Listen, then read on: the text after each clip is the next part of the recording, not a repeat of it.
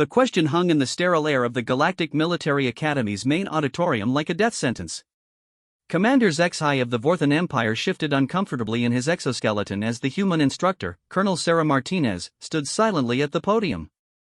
Her brown eyes swept across the assembled cadets from 17 different species, each representing the finest military minds their civilizations could offer. "I'm sorry, could you repeat that question, cadet?"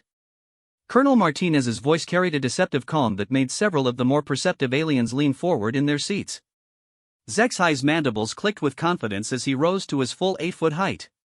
His chitinous armor gleamed under the Academy's artificial lighting, and his forearms gestured dismissively toward the human instructor. "I asked about the combat effectiveness of your species' warriors, specifically their kill ratios in individual engagements. The data we've been provided seems exaggerated." A ripple of agreement passed through sections of the auditorium.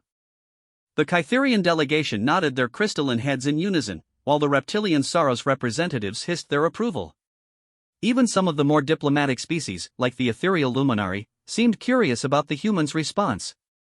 Colonel Martinez had been assigned to the Galactic Military Academy 6 months ago as part of humanity's integration into the broader galactic community. Earth had been discovered only 2 years prior by a Confederacy exploration vessel, and the revelation that humans existed had sent shockwaves through the established order. Most galactic civilizations had been spacefaring for millennia, their military doctrines refined through countless conflicts across the stars. Humanity, by comparison, was barely crawling out of their atmospheric cradle. "The data isn't exaggerated," Cadet Zexhai Martinez replied, her tone remaining level. "But I understand your skepticism. After all, humans have only been part of the galactic community for a short time." Zexhai's secondary arms crossed over his thorax while his primary limbs gestured toward a holographic display that materialized above his seat. Numbers and statistics flowed across the blue projection, detailing human military engagements from their brief history in space.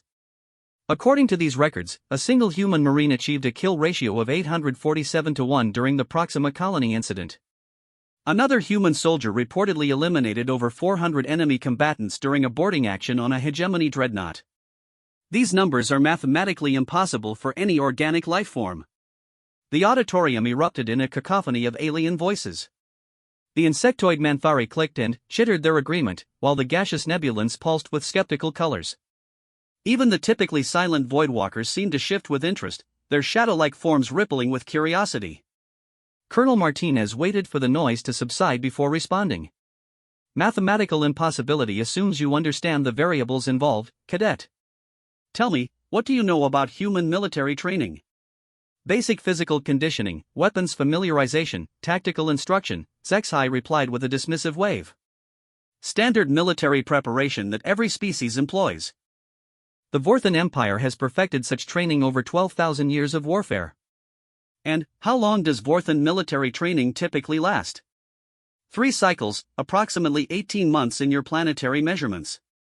Our warriors emerge as disciplined soldiers ready for any combat scenario." Martinez nodded thoughtfully. 18 months. That's thorough. Human marine training lasts 13 weeks. The auditorium fell silent. Even the ambient hum of the Academy's life support system seemed to pause in disbelief. Cadet Yalandra of the Ethereal Collective raised a translucent appendage. "Colonel, surely you mean 13 cycles? 13 weeks would barely qualify as preliminary orientation in our military structure." 13 weeks, Martinez confirmed. Basic training, advanced combat instruction, and specialized warfare preparation. All completed in 91 days. Zexhai's mandibles spread in what his species considered laughter. "This explains the discrepancy in your data. Undertrained soldiers often exhibit reckless behavior that could theoretically result in higher kill counts before their inevitable demise. However, this hardly represents effective military doctrine." The colonel's expression remained neutral, but several of the more observant cadets noticed a slight tightening around her eyes. "You believe human marines are undertrained? Compared to galactic standards?" "Absolutely. The Saros Republic requires 5 years of military education. The Kytherian Dominion demands 7. Even the primitive Orcish clans invest 2 full cycles in warrior development. How could any species produce competent soldiers in mere weeks?" Martinez stepped away from the podium, moving closer to the assembled cadets. Her movement was fluid, economical, each step placed with unconscious precision. The aliens watched with growing interest as she approached SciFi's section. "Let me share some context about human training methodology," she began. "Your species, Cadet Sci-Fi, naturally possesses 4 arms, enhanced reflexes, and chitinous armor that can deflect small arms fire. You're born with significant combat advantages." Naturally superior genetics, Sci-Fi agreed proudly. Kytherian physiology includes crystalline neural networks that process information at superhuman speeds. Sorrow's regenerative capabilities allow them to recover from wounds that would cripple other species. Manthari hive-mind communication provides instant tactical coordination. Each of your species brings natural advantages to warfare. The aliens nodded agreement, pride evident in their various forms of body language. Humans, Martinez continued, are born with none of these advantages. Confused murmurs rippled through the auditorium. Cadet Veltar of the Luminari spoke up, her voice resonating with harmonic overtones. "Then, how do you achieve combat effectiveness? Without natural advantages, human warriors should be among the weakest in the galaxy." Martinez smiled, and something in that expression made several cadets unconsciously lean away from her. "That's exactly right. Humans start from a position of comprehensive disadvantage. We're slower than Vorthans, weaker than Sorrows, less intelligent than Kytherians, and lack any natural armor or regenerative abilities. We're soft, fragile creatures that should have been extinct long before we developed spaceflight." "Yet here you stand," observed Cadet Mordun of the Voidwalkers, his form shifting with curiosity. "Here I stand," Martinez agreed. Which brings us to the fundamental difference between human military training and everyone else's. Your species trains soldiers to maximize existing advantages.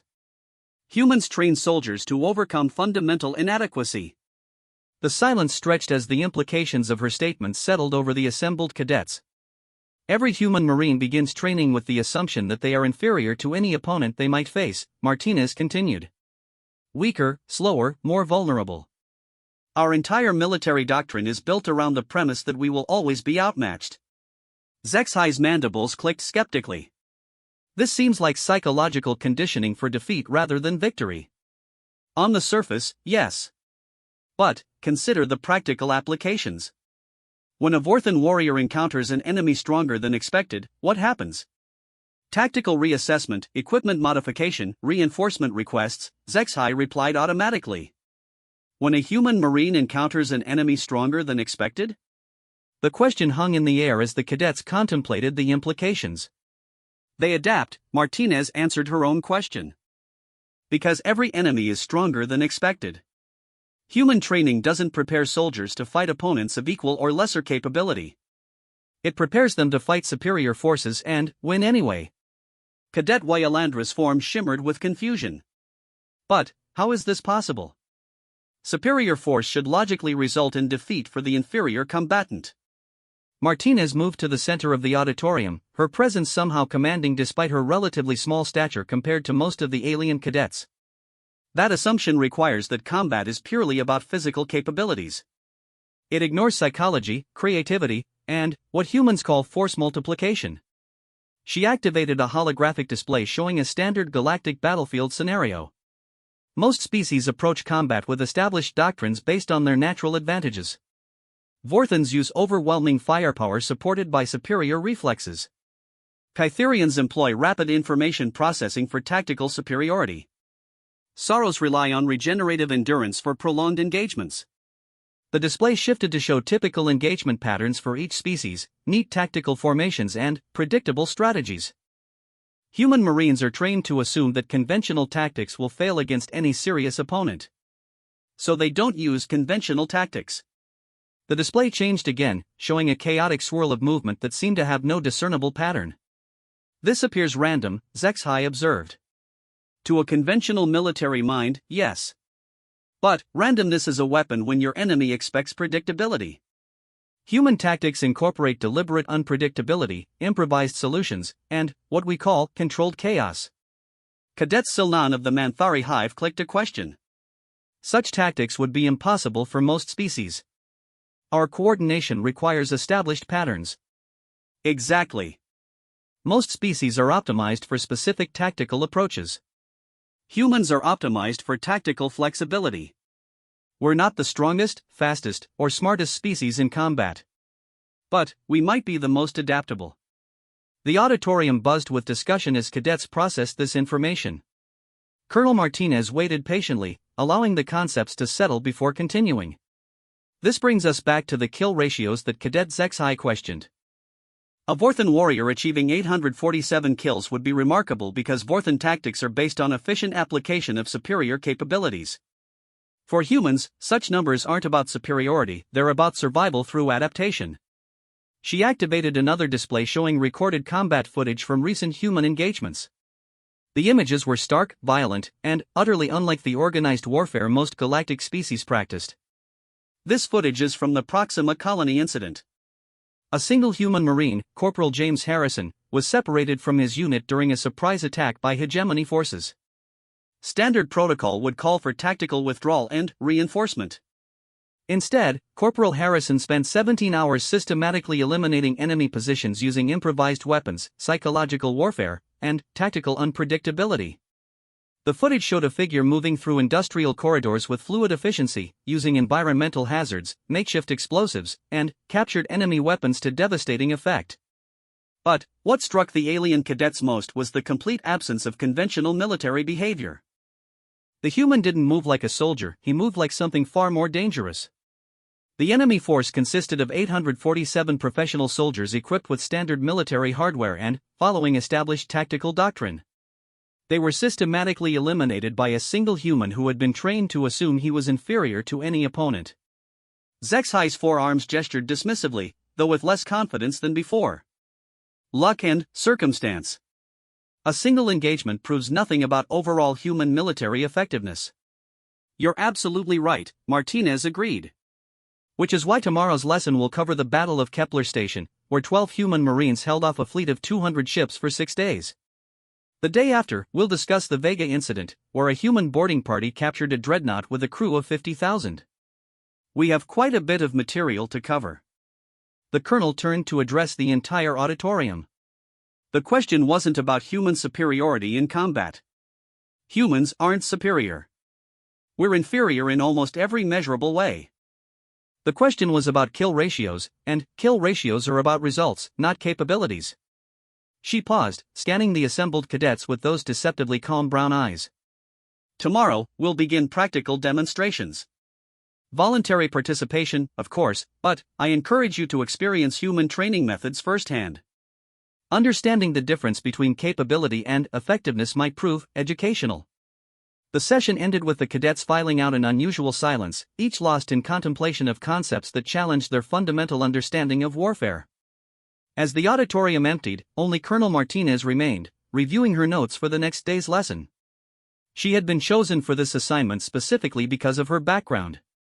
20 years of active combat experience, including several engagements where she had been the only survivor of her unit. The Galactic Confederacy wanted to understand human military capabilities, and they had requested an instructor who could provide practical insight. What they hadn't realized was that understanding human warfare required experiencing it. Theory could only convey so much. The real education would begin tomorrow, when the cadets discovered firsthand why a species of inferior physical specimens had achieved combat results that defied galactic conventional wisdom. Outside the auditorium, Zexai gathered with several other cadets to discuss the session. His mandibles clicked with thoughtful concern as he processed the colonel's words. What troubles me, he admitted to his companions, is not what she said about human tactics. It's what she didn't say. Cadet Wyalandra shimmered with curiosity. Explain your concern. She spoke of adaptation, flexibility, and overcoming disadvantages. But there was something else in those combat recordings. Something that didn't match her clinical explanations. The group fell silent as they considered the footage they had witnessed. The human Marines' movements had been efficient, yes, but there had been something else. Something predatory. Did you notice, Zexai continued, that in all her explanations of human training and tactics, she never once mentioned fear? The question hung between them like a shadow. In all their respective military traditions, fear was a significant factor.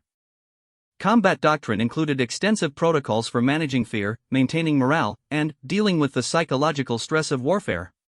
Yet the human in the footage had moved through deadly situations with what appeared to be complete emotional neutrality. Not the disciplined control of a well-trained soldier, but something else entirely. Perhaps, suggested Cadet Mordun of the Voidwalkers, tomorrow's practical demonstration will provide more insight. As the cadets dispersed to their quarters, none of them noticed Colonel Martinez watching from a nearby corridor. She had overheard their conversation, and her expression carried a mixture of approval and something that might have been sympathy. They were asking the right questions. Tomorrow, they would learn that the most important aspect of human warfare couldn't be taught in a classroom. It could only be experienced.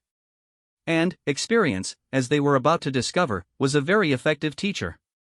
The Galactic Military Academy's training facility buzzed with nervous energy as 37 cadets from across the known species gathered in the main simulation chamber. Colonel Martinez stood at the center of the room, her simple military fatigues a stark contrast to the elaborate armor and equipment worn by her alien students. The chamber itself was impressive, a vast space capable of generating realistic combat scenarios through advanced holographic projection and force feedback systems. Today's exercise is simple, Martinez announced, her voice carrying clearly through the chamber's acoustic dampeners. Survival scenario. Each of you will face the same tactical situation that human Marines encountered during basic training. The parameters are standardized: you're alone, outnumbered 10-1, equipped with basic weapons, and surrounded in hostile territory. Zexai's mandibles clicked with confident anticipation. After a night of research into human military history, he had convinced himself that the previous day's lecture was psychological manipulation designed to intimidate potential allies. Real combat would reveal the truth about human capabilities. The simulation will adapt to each participant's natural abilities, Martinez continued. Vorthan reflexes, Kytherian processing speeds, Sorrow's regeneration, everything will function normally. The only constant will be the tactical situation itself. Cadet Veltar of the Luminari raised a glowing appendage. What constitutes success in this exercise? Survival for 30 minutes. The scenario will conclude either when you achieve the time objective or when you're eliminated. A ripple of amusement passed through the assembled cadets. 30 minutes against 10 opponents was challenging but hardly impossible for trained military personnel. Most galactic combat scenarios were resolved within the first few minutes anyway. Who would like to volunteer first? Zexai stepped forward immediately, his chitinous armor gleaming under the chamber's lighting. I will demonstrate proper military tactics. Martinez nodded and moved to the control console. Beginning simulation. Environment: urban ruins, enemy force composition, mixed infantry with standard equipment. Cadet Zexai, you'll start in the center of the affected area. The chamber transformed around them, generating a convincing replica of a bombed-out city district. Broken buildings stretched in all directions, their skeletal remains creating a maze of potential cover and ambush points. Zexai found himself standing in what had once been a plaza, now littered with debris and offering minimal protection. The first indication of enemy presence came from his enhanced hearing, the subtle sound of equipment moving through rubble. Zexai's training took over immediately. He analyzed sightlines, identified potential defensive positions, and began moving toward the strongest tactical advantage, a partially collapsed building that would provide both cover and elevation. His forearms allowed him to move with remarkable speed while maintaining weapon readiness. The first enemy contact came exactly as his instructors had taught: controlled engagement at maximum range, using superior Vorthan reflexes to achieve first-shot advantage. The plasma bolt took down the lead enemy soldier before the hostile force could establish firing positions. Zexai smoothly transitioned to his secondary position, maintaining tactical mobility while engaging targets of opportunity. His military education had prepared him well for this type of scenario. The second enemy fell to a perfectly placed shot through a window opening. The third died attempting to flank Zexai's position, caught by the Vorthan's superior peripheral vision. For 8 minutes, everything proceeded according to established military doctrine. Zexai maintained positional advantage, used his natural abilities effectively, and systematically reduced enemy numbers through disciplined marksmanship and tactical superiority. Then, the ammunition ran out. Zexai had been tracking his expenditure carefully, but the sustained engagement had consumed his basic load faster than anticipated. Standard protocol called for withdrawal to resupply or calling for reinforcement. Neither option was available. The remaining 7 enemies seemed to sense his predicament. Their advance became more aggressive, coordinated. HFY found himself forced into close-quarters combat, where his natural advantages were less decisive. The first enemy to reach his position died to HFY's superior close combat training, but the engagement cost precious seconds. The second attacker died as well, but not before inflicting damage that HFY's natural armor absorbed. The third, fourth, and fifth pressed their advantage ruthlessly. HFY's defeat came at minute 14. Overwhelmed by multiple attackers, his tactical position compromised, he made the logical decision to sell his life as expensively as possible. He took down 2 more enemies before falling to concentrated fire. The simulation ended with HFY standing among holographic corpses, breathing heavily but unharmed. The chamber's safety protocols had prevented actual injury, but the psychological impact of simulated death was real enough. Respectable performance, Martinez observed as the urban ruins faded away. Textbook military execution, good use of natural advantages, disciplined fire control. You eliminated 8 of 10 targets before being overwhelmed. HFY's mandibles clicked with confusion. But I failed the objective. You survived 14 minutes against superior numbers using standard tactics. That represents excellent training by galactic standards. The observation carried an implication that made several cadets shift uncomfortably. If excellent performance by galactic standards only achieved 14 minutes of survival, what did that suggest about the scenarios that human Marines regularly survived? I volunteer next, announced Cadet Silnan of the Manthari. The insectoid approached the starting position with the confident coordination that came from hive-mind tactical awareness. Silnan's attempt lasted 19 minutes. Her natural ability to process multiple information streams simultaneously allowed for superior battlefield awareness, but the fundamental limitations remained the same. Ammunition, tactical positioning, and gradual attrition eventually led to the same conclusion. Cadet Wyalandra of the Ethereal Collective achieved 21 minutes by using her species' natural camouflage abilities to avoid direct confrontation.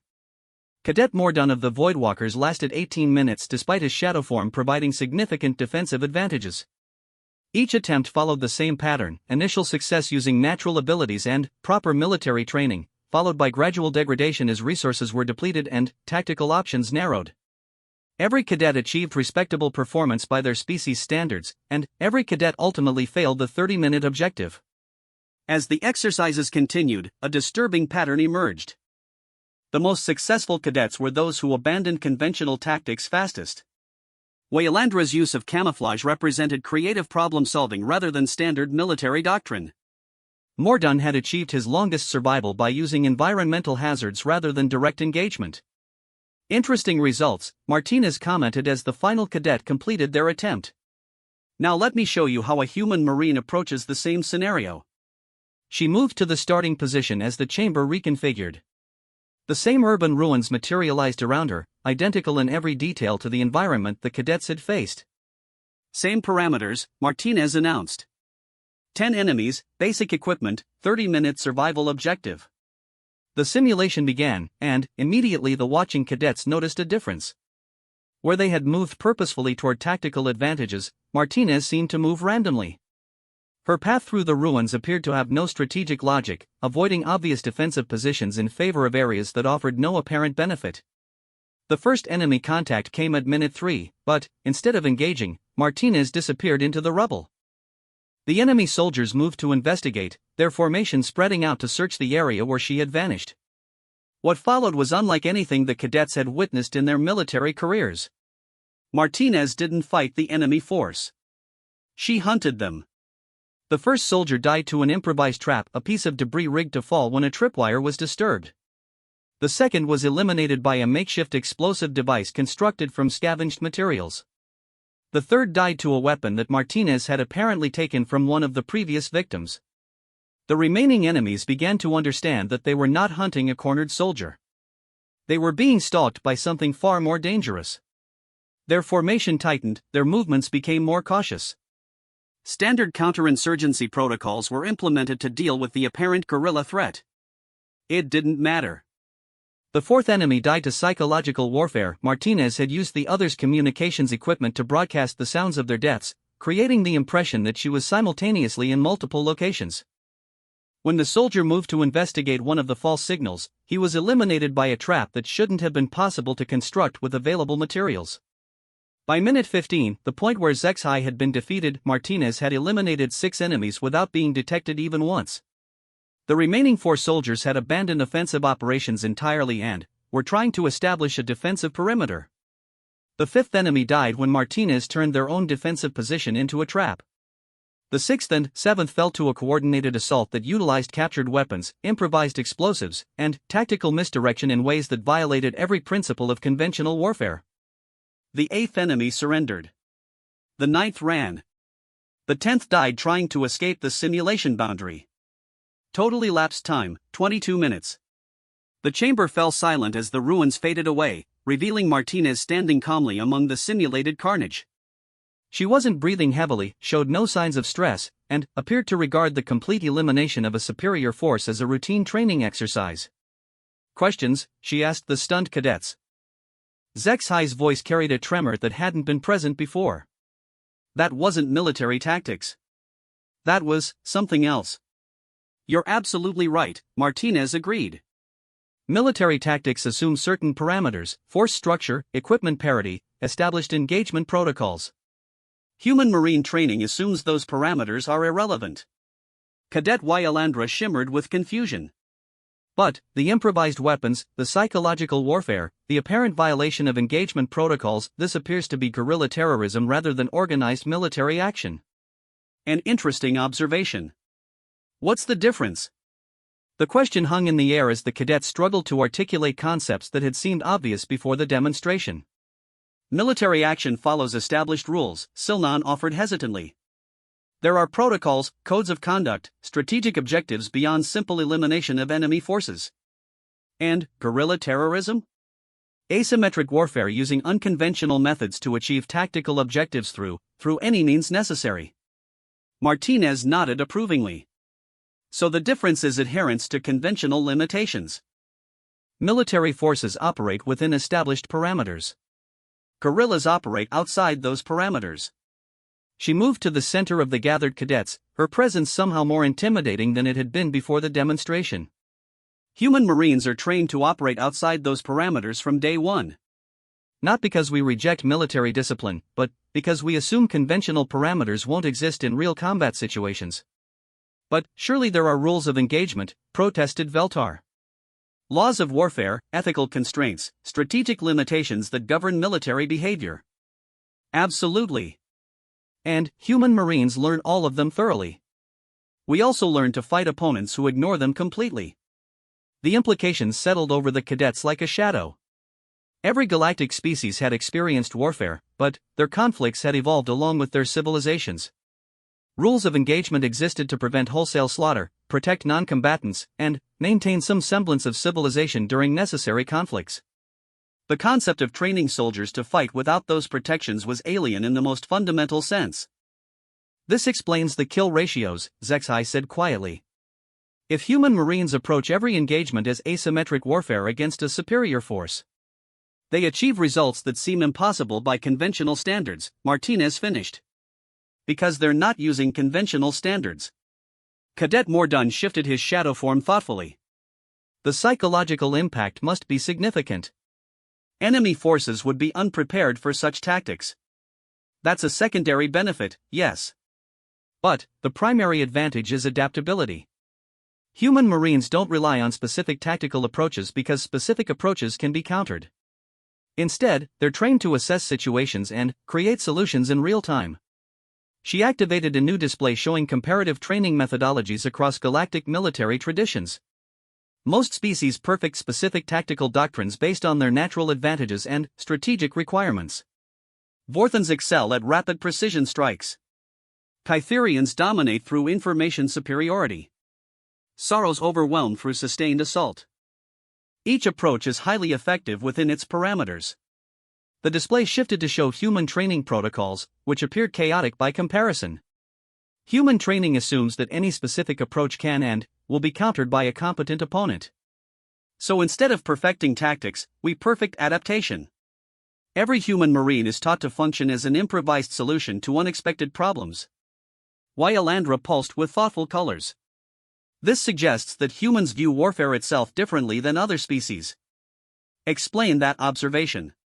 Most galactic civilizations treat warfare as an extension of diplomacy. Organized violence with specific objectives, conducted within accepted parameters to achieve strategic goals. Human warfare appears to be survival behavior. The silence that followed was profound. Martinez allowed the concept to settle before responding.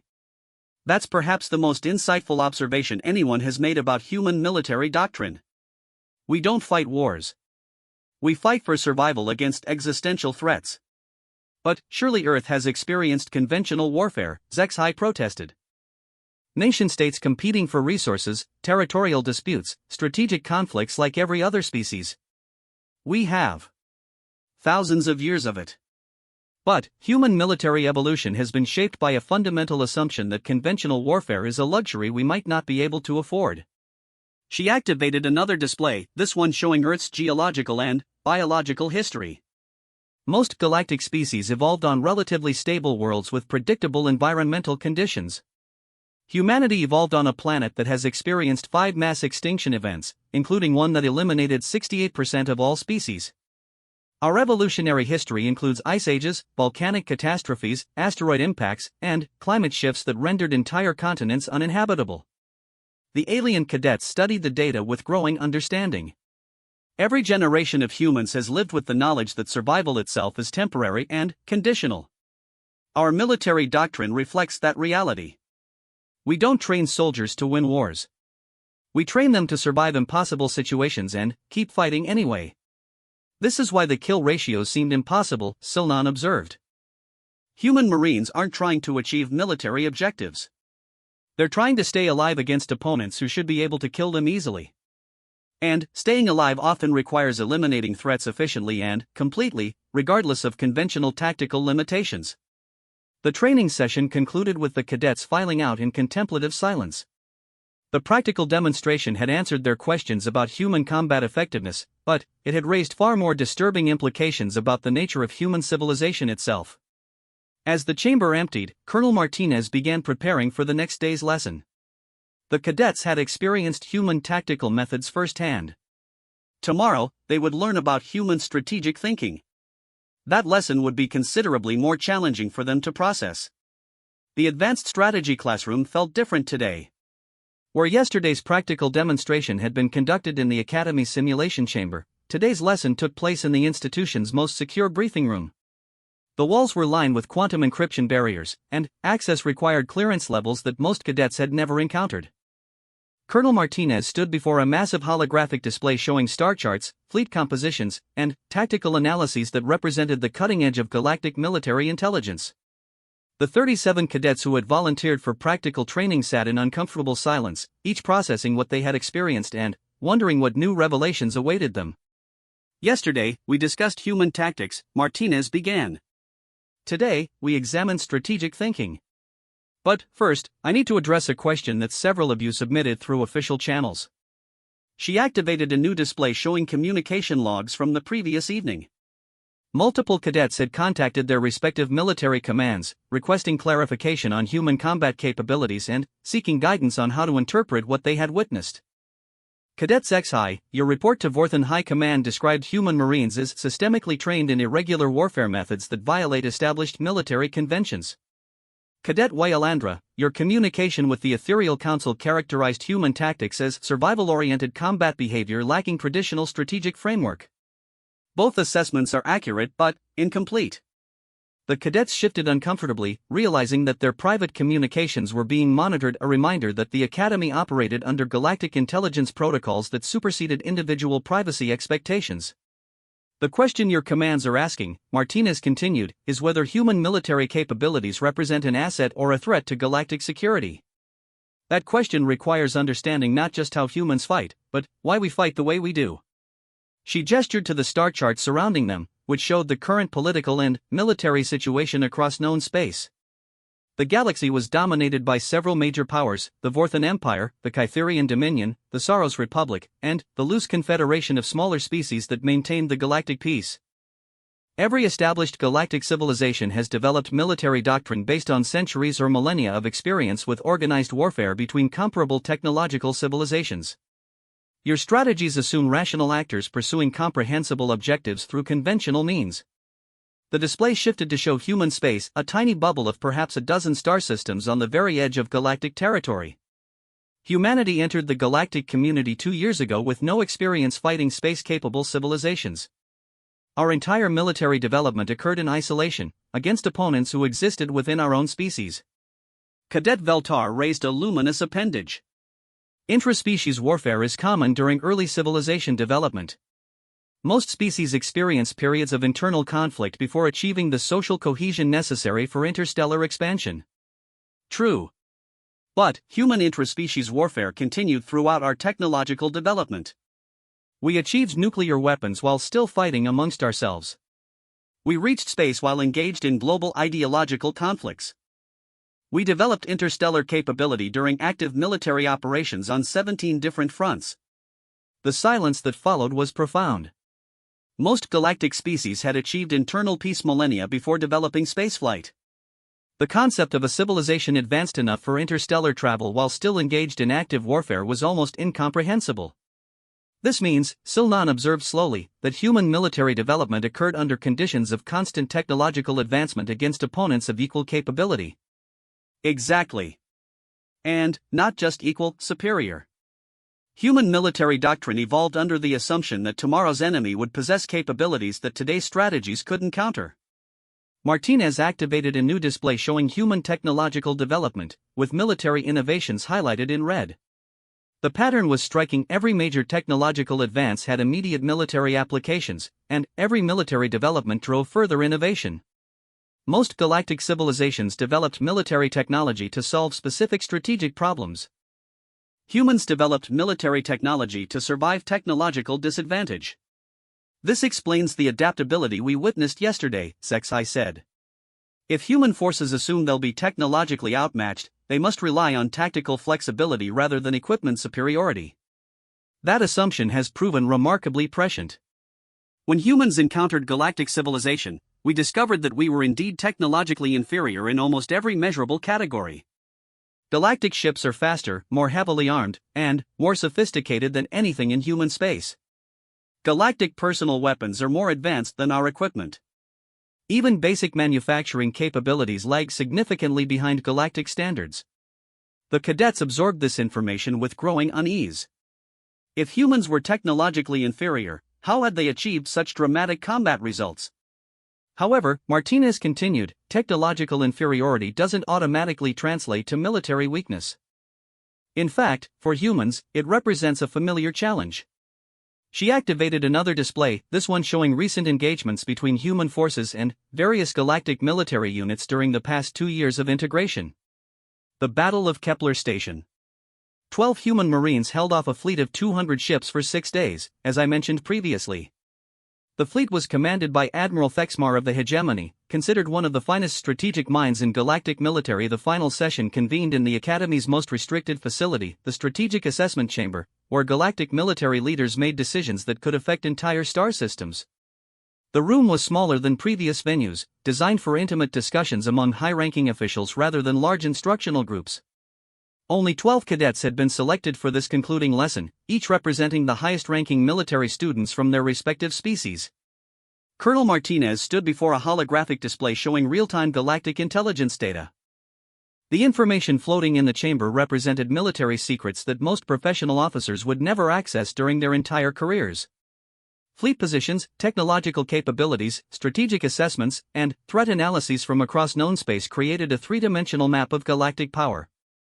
Today's lesson addresses the question your military commands are really asking, Martinez began without preamble.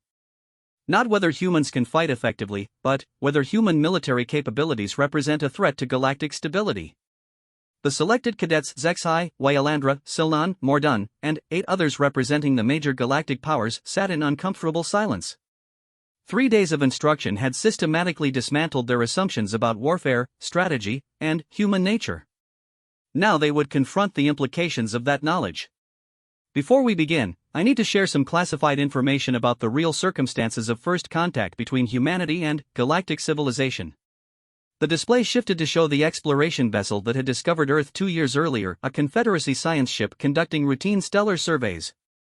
But the data now revealed details that had never been made public. The CSS Endeavour was not conducting peaceful exploration when it encountered the Sol system.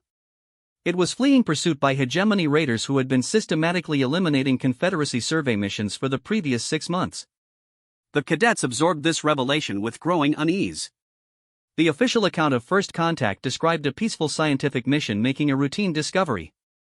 The reality was apparently quite different. Captain Yelnara of the Endeavour was leading the survivors of 17 destroyed survey vessels when her damaged ship encountered human patrol craft on the edge of the Sol system. Her ship was critically damaged, life support failing, and hegemony pursuit vessels were less than 6 hours behind. A tactical recording began playing, showing the moment when human ships first encountered galactic technology. The contrast was stark. The Confederacy vessel was clearly more advanced, but it was also clearly dying. The human patrol consisted of 3 cruisers commanded by Commodore Chen of the Earth Space Navy.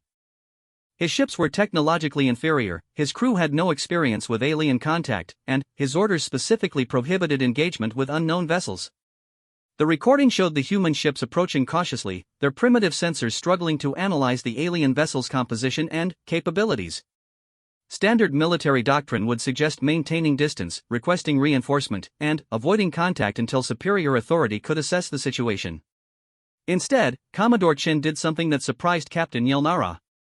The tactical display showed the human ships moving to defensive positions around the damaged Confederacy vessel, creating a protective formation despite being clearly outmatched by any potential threat. He offered assistance. The communication logs from that first encounter played in the chamber, translated into Galactic Standard but retaining the original emotional undertones. Unknown vessel, this is Commodore Chen of the Earth Space Navy. Your ship appears to be in distress. Do you require assistance? Captain Yelnara's response carried exhaustion, desperation, and amazement. Earth vessel, I am Captain Yelnara of the Confederacy Survey Service. We are under pursuit by hostile forces and require immediate sanctuary. But your ships appear primitive. You cannot possibly defend against what's coming. Commodore Chen's reply would become one of the most significant statements in galactic diplomatic history. Captain, we may not have advanced technology, but we have experience fighting superior forces. If something's hunting you, we'll help you fight it or die trying. The recording ended, leaving the cadets to contemplate the implications of humanity's first interaction with galactic civilization, not peaceful diplomacy, but immediate military alliance with a stranger against unknown enemies. The hegemony pursuit force arrived 4 hours later, Martinez continued. 15 modern warships commanded by Warlord Kextera, one of the most experienced raiders in hegemony service. They expected to find a defenseless survey vessel waiting for capture. Instead, they found 3 primitive human ships maintaining defensive formation around the Confederacy vessel, ready to engage forces that should have been able to destroy them effortlessly. The engagement lasted 18 minutes. When it ended, 12 hegemony vessels had been destroyed, Warlord Kextera was dead, and Commodore Chen's flagship was the only human ship still capable of combat. The tactical analysis of that battle played on the holographic display, showing movements that defied conventional military logic. The human ships had used their technological disadvantages as tactical advantages, employing strategies that no galactic commander would have anticipated. How? Zexai asked quietly. The same principles we've discussed throughout this course. Humans approached the engagement assuming they were inferior and would lose using conventional tactics. So they didn't use conventional tactics. The display showed the human ships accelerating directly toward the hegemony formation, a suicidal charge that should have resulted in immediate annihilation.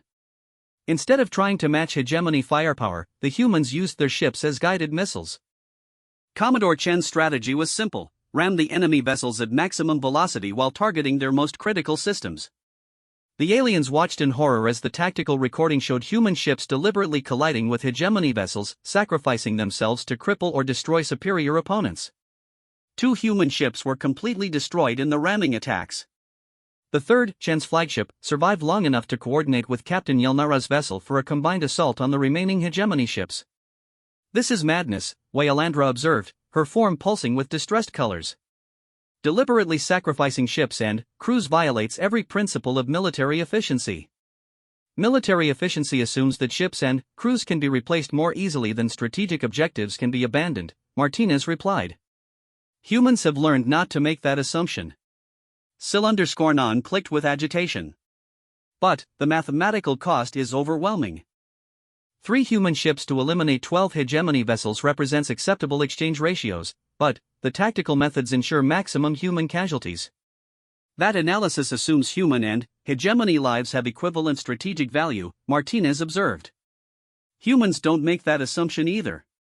The statement hung in the air like a physical weight. The implications were staggering: a species that valued tactical objectives more than individual survival, that considered acceptable casualty rates that other civilizations would regard as genocidal. This is why human military capabilities represent both an asset and a threat to galactic stability, Martinez continued. An asset when directed against common enemies, a threat when those objectives conflict with galactic civilization's survival requirements. Cadet Veltar raised a luminous appendage. The original question was about kill ratios for individual human marines. We've learned about tactics, strategy, and first contact, but we still haven't addressed the specific data that began this discussion. Martinez smiled, and the expression carried implications that made several cadets unconsciously retreat. An excellent observation. Let's return to Corporal Harrison's 847-to-1 kill ratio during the Proxima Colony incident. The display changed to show detailed combat recordings from that engagement, the same footage they had seen during the first lesson, but now with additional context and analysis. Proxima Colony was a joint galactic research facility studying archaeological ruins left by an extinct civilization. The facility housed 2,000 researchers from 15 different species, protected by a standard security force of 200 personnel. The tactical situation appeared routine: a research base with adequate protection in a supposedly secure system. The hegemony assault force consisted of 1,200 professional soldiers equipped with modern military hardware. Their objective was to capture the research data and eliminate all witnesses. Standard raid protocol, executed by experienced troops against a target with minimal defenses. But Corporal Harrison was present as part of the human contingent, Mordun observed. Corporal Harrison was not officially part of the security force. He was assigned to the human research team as a technical specialist.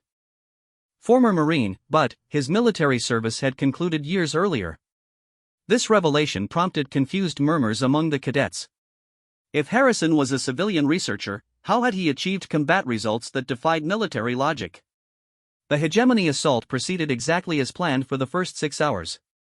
The research facility was captured, the security force was eliminated, and the researchers were gathered for interrogation before disposal. Harrison was among the captured civilians awaiting execution. The recording showed a crowded detention area where captured researchers huddled under guard, awaiting their fate. What happened next illustrates the fundamental difference between human psychology and galactic assumptions about individual behavior under extreme stress. The recording continued, showing the moment when everything changed. It began with subtle movement: Harrison observing guard patterns, testing restraints, making minimal contact with other prisoners. Harrison wasn't planning an escape. He was planning a war. The next 17 hours unfolded like a masterpiece of improvised violence. Harrison's background as a former Marine had provided training in combat techniques, but his experience as a technical researcher had given him intimate knowledge of the facility's infrastructure. He turned the research base into a weapon, Martinez explained as the recording showed Harrison systematically eliminating guards while freeing prisoners, arming civilians, and converting scientific equipment into military hardware. But 847 kills represents the elimination of most of the hegemony force, Zexhai protested. How could one individual, even with assistance from freed prisoners, achieve such results? Because Harrison didn't fight 1,200 soldiers simultaneously. He fought them sequentially, in small groups, under conditions of his choosing. The tactical analysis revealed the true genius of Harrison's approach. Instead of attempting direct confrontation, he had used the facility's layout, systems, and equipment to create a series of individual engagements where superior hegemony numbers were irrelevant. The first kills were guards in the detention area, eliminated silently to avoid raising alarms. The next were patrols isolated from their units and dealt with individually. Then, sentries guarding critical systems that Harrison needed to control. Each engagement was small, manageable, and designed to increase Harrison's capabilities while reducing enemy effectiveness. By hour 8, Harrison controlled the facility's life support, internal communications, and defensive systems. The hegemony force found themselves trapped inside a structure that was actively working against them. This is the same pattern we saw in the Kepler station engagement, Wyelandra realized. Environmental warfare using infrastructure as a weapon. Exactly. But Harrison's situation was different. He wasn't trying to deny the facility to the enemy. He was trying to eliminate the enemy entirely while preserving the research data and protecting civilian personnel. The final phase of the engagement showed Harrison coordinating with freed prisoners to systematically hunt down the remaining hegemony soldiers. By this point, the raiders were scattered, disorganized, and fighting for survival in an environment that had become completely hostile.